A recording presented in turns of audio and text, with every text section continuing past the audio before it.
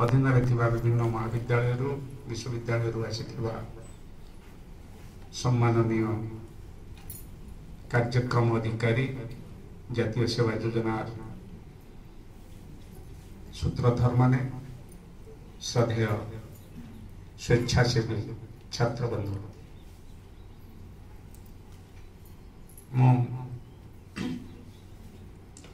आमर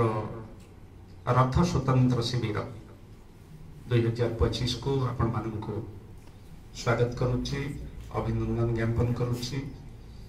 विशेष भाव में कृतज्ञता ज्ञापन करुच्ची कार्यक्रम अधिकारी बंधु मानक जो माने शिविरार्थी मानक परामर्श देइछन्ति दिग्दर्शन देइछन्ति एवं एक शिविर आयोजन करिबारे साहित्य सहयोग करिछन्ति। मु आज विश्वविद्यालय दायित्व रही जहाँ what I am today it is for NSS only जहाँ मु आज सम्मुखें छिड़ा जगन्नाथंकर करुणारू ताहा एनएसएस गोटे दुईट कथा कहबी आपण 13 ରୁ 16 मसीहा 2013-2016 3 वर्ष मो ब्रह्मपुर विश्वविद्यालय रे काम करुथिली एवं मते दायित्व दिया जाइथिला जहाँ आज पाड़ीसार अछंती एनएसएस रो कोऑर्डिनेटर ब्रह्मपुर यूनिवर्सिटी एवं सेतबळे ब्रह्मपुर यूनिवर्सिटी रो 7टी जिला तार अधीन रे थिला एवं मो अधीन रे 250 रो अधिक यूनिट थिला आमे प्राय पाखापाखी 15,000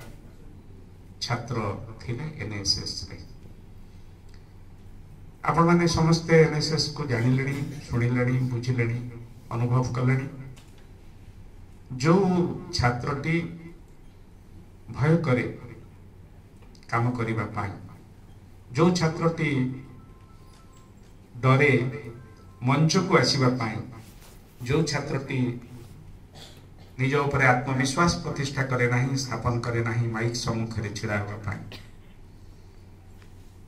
ता पाई एनएसएस गोटे बड़ फोरम बड़ प्लेटफॉर्म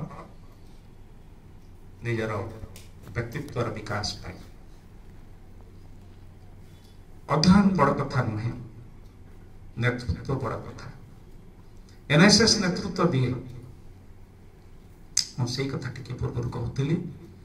जहाँ मु आज जो उठी छिड़ा it is because of NSS एवं एनएसएस दिए कौन एनएसएस निये कौन एनएसएस किछि निये नाही जातीय सेवा योजना किछि निये नाही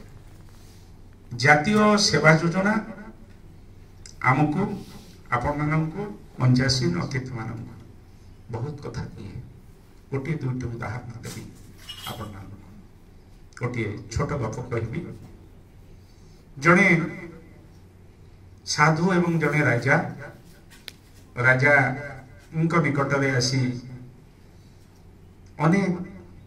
कान कुहा लोक पहुंचले कहले ए साधु जनक पाखे देहरे पोशाक नहीं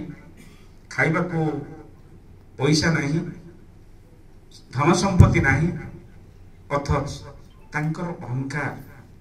बहुत बेसी किंतु तथापि से मुंड मोड़ना राजा कहले एमती मो राज्य रे भी एमती लोक थाई पारंती बिना धन रे एते मानी एते अहंकारी एते स्वाभिमानी भी ही पारंती तांको डका जाऊ डका गला मंत्री पचारिले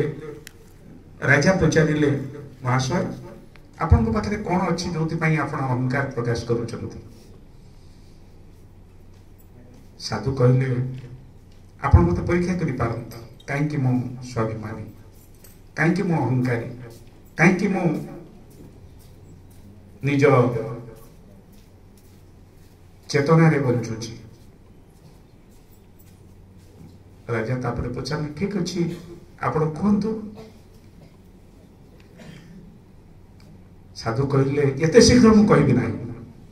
मते किछि काल समय दरकार। महाराजा पचारे केते दिन नेबे सप्ताहे नियंतु सप्ताहे नियंतु मासे नियंतु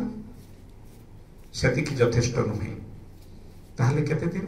अति कम रे मते गोटे वर्ष समय दियंतु। ठीक अछि तांको रखा गला से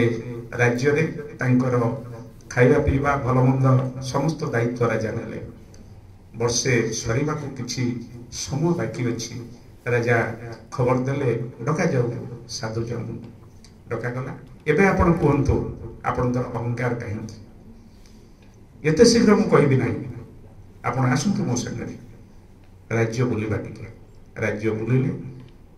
आगे आगे राजा पछे पछे साधु बुलु थांती चतुर्दिगरे एवं साधु जनक जहाँ कहूली से अहंकारी थे जदि पाखे शक्ति नहीं सामर्थ्य नहीं धन नहीं जन नहीं बल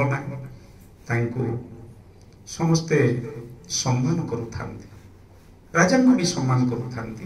किंतु सम्मान अधिक थिला साधु किछि बाट गला परे राजा पचारे मते कहतु आपनकर उत्तर कहीं आपण एत अहंकारी कहीं एत स्वाभिमानी कहीं से कहले महाराज मो पाखे ज्ञान अच्छी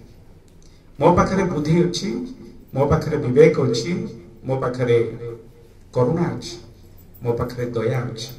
आपण जो लोकटी किछि दोष करुछि आपण तांको दंड दउचंती मु तांको दोषी लोकटी को सुजोग दउछि तार दोष किभଳି से मुकुली आसीबो। जो लोकटी भूल करुछि आपण ताको शास्ति दउचंती मु भूल करुथिबा लोकटी को बाट बतौछि केमिति से ठीक करिबो। जो लोकटी अहंकार प्रकाश करुछि आपण ताको आनी आपणकर राज दरबार रे नाना प्रकार अकथनीय अत्याचार दउचंती मु ताको ठीक बाट बतई दउछि। तेणु मो पाखरे से जो गुण अच्छी ताहा आपणक पाखरे नाही सेथिपाई मु ताको न धरी मो स्वाभिमान प्रकाश करुछि अहंकार प्रकाश करुछि एवं मोर अहंकार होछि मोर स्वाभिमान मोर शक्ति मोर सामर्थ्य मोर भल पाइबा सेथिपाई ए समग्र जनसाधारण मते भल पाउछन्ति आपनको भय करूछन्ति। मोर कहिबा युवा बंधु आपण माने सेमती साधु तपस्वी आगामी दिन एवं श्री जगन्नाथंकर आशीर्वाद आपणक ऊपर रहिछि। मो प्रभु जगन्नाथ को निवेदन करुछि प्रार्थना करुछि से आपण माननको आशीर्वाद करूथांतु आपण माननको पाखरे आउ किछि नहले मध्य से शक्ति दियंतु केमिति स्वाभिमानी हेबे एवं ए जाति पई काम करिवे ओडिसा पई काम करिवे एवं आम समाजर जड़े जड़े समर्थ व्यक्तित्व ही समग्र मानव जाति को दिग्दर्शन देवे। यह गोटे कथा अनेक समय कह जाए।